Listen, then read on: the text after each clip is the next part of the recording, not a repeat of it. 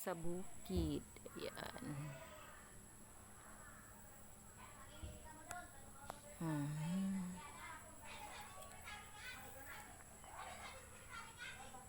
Ito sa bukid. Ito yung puno ng santol.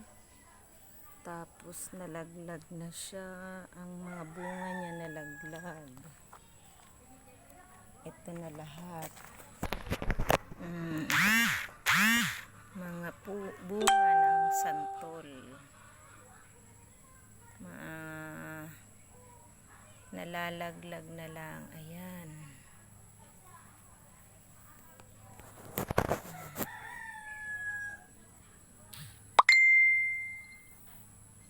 Dami.